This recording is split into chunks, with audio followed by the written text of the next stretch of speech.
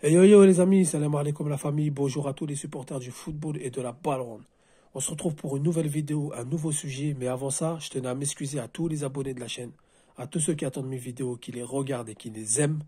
Je vous demande de m'excuser pour mon absence de ce week-end, j'ai pas pu analyser nos internationaux algériens. J'ai rien pu faire parce que j'avais vraiment pas le temps, j'avais des choses à régler.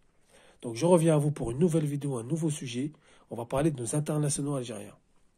À un mois du match de barrage de la Coupe du Monde 2022 qui aura lieu au Qatar face au Cameroun, une double confrontation. Je vais vous dire mes tops et mes flops pour l'instant. Ceux qui sont sélectionnables en forme et ceux qui sont sélectionnables en totale méforme. Donc moi, premièrement, j'ai Riyad Mahrez, qui avec son club de Manchester City, buteur, passeur, il gagne.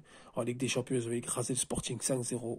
Il est titulaire, il a la confiance de son coach parce que son coach a vu qu'avec un Riyad Mahrez, il serait capable d'aller chercher la Ligue des Champions. Donc à chaque fois qu'il a joué titulaire, ils ont été en finale. La seule fois où il n'a pas joué titulaire, il jouait jamais, ils n'ont jamais été en finale. Donc voilà, Riyad Mahrez, il est en forme, il faut qu'il continue comme ça, il faut qu'il s'accroche. Il faut vraiment, on aura besoin de lui pour ce match.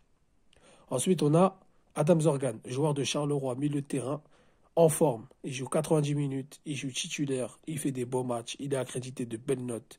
Il y a des clubs européens sur ses traces, on a besoin de lui. Au milieu de terrain, c'est un très bon joueur, il faudra au bout d'un moment lui donner sa chance.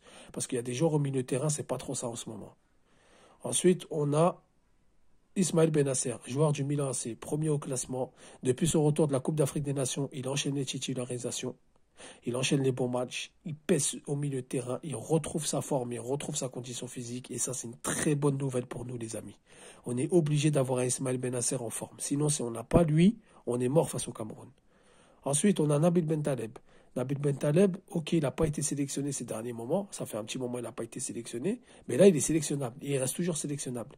Et il enchaîne les très belles prestations avec le SCO d'Angers. Notamment face à l'Olympique de Marseille où il a été buteur-passeur. Il récupère beaucoup de ballons. Il fait beaucoup d'abattage physique. Il s'est calmé et il s'est posé dans son jeu. Ça se voit. Il est plus serein. Il a pris de la maturité. Il faudrait que Djabel Belmadi le convoque. Il y en a beaucoup qui disent pas pour ce match-là. Ben moi, je suis pas d'accord. Moi, mon point de vue à moi, c'est pour ce match-là, on aura besoin de lui.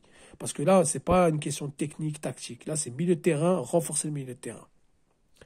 Ensuite, on a des flops. Je dirais pas des flops, les amis, je dirais des méformes. On a, bon, Islam Slimani, comme à son habitude, qui lui enchaîne les bouts de match. Il n'est pas titulaire, comme ces dernières années, avec l'Olympique Lyonnais, avec l'AS Monaco, avec les Leicester, etc. Il n'est pas titulaire, il fait des bouts de match, mais il marque des buts et il est décisif, notamment avec l'Olympique Lyonnais. Quand on prend son temps de jeu, ratio, temps de jeu, titularisation et le nombre de buts, le nombre de passes, il rentre dans les cordes et il fait ce qu'on lui demande. Mais je sais pas, il est remplaçant pour l'instant au Sporting Lisbonne. Ensuite, on a Adamounas. Adamounas qui fait des bouts de match avec Naples. Ok, il revient de blessure, il revient de Covid et tout, mais il fait quand même des bouts de match, malgré qu'il fait des bons bouts de match, mais il n'est pas en forme totale comme il était dans les années précédentes. Donc les amis, je vous ai dit à peu près. Après, on a Hicham Boudaoui qui est bien, on a beaucoup de Jamel Benamri qui est bien. On a Aïssa Manji aussi qui est en totale méforme, les amis.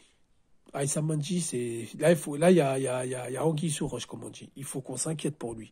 Pourquoi? Parce que lui, c'est un défenseur qui aime bien avoir du temps de jeu. Avec le Betis Séville, il avait beaucoup de temps de jeu, il avait une confiance. Il ressortait pas propre, balle au pied. Et ça c'est. On l'a vu en équipe nationale. Mais là, on le voit. On le voit quand Aïssa Manji n'est pas en forme. On le voit que la défense algérienne elle flanche. Donc voilà les amis, top, Riyad Mahrez, Ismaël Benasser, Adam Zorgan, Nabil Bentaleb, Rami Ben Sebaini aussi, mais je ne peux pas tous les détailler, je vous dis grosso modo. Et les flops, enfin les total méformes, c'est Aïssa Mandi, Islam Slimani, Bagdad Bounedja, Ahmed Touba, etc., etc.